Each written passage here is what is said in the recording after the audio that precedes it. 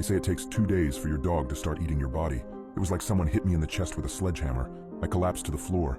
I must have hit my head on something because by the time I regained consciousness, my forehead was sticky with blood. My whole body felt sore. I could breathe, but only just barely. I was down in the basement cleaning that row of shelves that I had been putting off, so I doubt my neighbors heard me falling. The only thing that was home, and would be until the next morning, was my boyfriend's stupid dog, Cooper.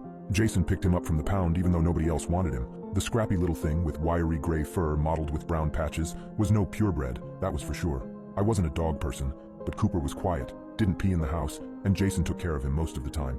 I was now hating the fact that Cooper was so quiet. If he nonstop yapped, perhaps someone could have come over and helped. But no, Cooper just meandered over to my fallen body and stared at me for an unnerving amount of time. He didn't do anything. He just stood there, staring. I tried to make my mouth work, tell him to go get help, but all I could do was make this dull, gurgling sound.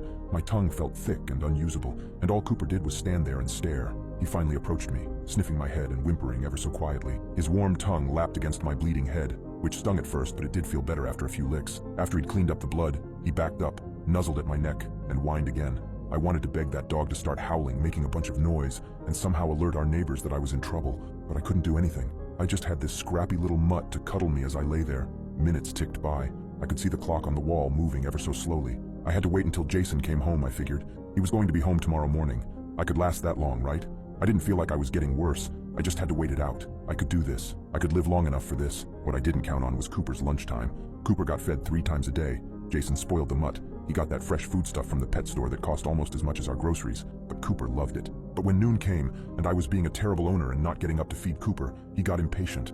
His little claws clacked across the linoleum as he paced back and forth. He pawed at the fridge before returning to my side with his little whines. Why wasn't I feeding him his lunch? He was clearly going to starve to death, even though I'd given him his breakfast. A half hour past his lunch, Cooper growled. I'd never heard him growl before, but he sounded genuinely pissed off. I couldn't see him, but I could just imagine him glaring at me.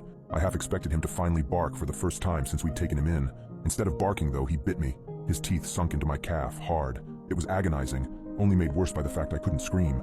Cooper didn't let go either. He just pulled, actually dragging me a few inches before my skin finally gave and he tore away a healthy chunk of skin and flesh. The pain got so much worse. Cold sweats poured down my face as I heard Cooper chew and swallow. I was nearly sick. At least I wanted to be. That stupid dog just ate part of my leg, and he clearly liked it as he went back for seconds. Thank God I passed out from the pain. By the time he had eaten his fill and I was back to being alert, I could feel him licking the gaping wound, as if it would make it better. Or perhaps my blood was just his dessert course. I couldn't look behind me to see how bad the damage was. I just knew it hurt, but I didn't know how much worse it could possibly get. Dinner time rolled around. I spent my afternoon drifting in and out of consciousness, but when I heard Cooper growl again, my body forced me awake. I wanted to smack him. Any other day I could have drop-kicked that dog across the room, but even now I couldn't even twitch my littlest finger. I thought he'd go for my leg again. He didn't.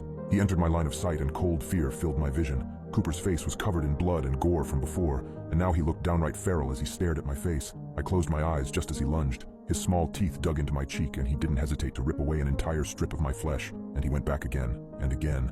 I felt cold on my gums and teeth as there was no longer any skin to protect them there. I couldn't close my right eye because there wasn't any lid to close. Not that there was a right eye to protect after Cooper decided to bite it out. Thank God I was barely conscious the rest of the night, and that Cooper wasn't in the mood for a midnight snack. I don't know how bad my face looked when he was done, but when my boyfriend arrived home this morning, finding me still limp on the kitchen floor, his scream told me all I needed to know.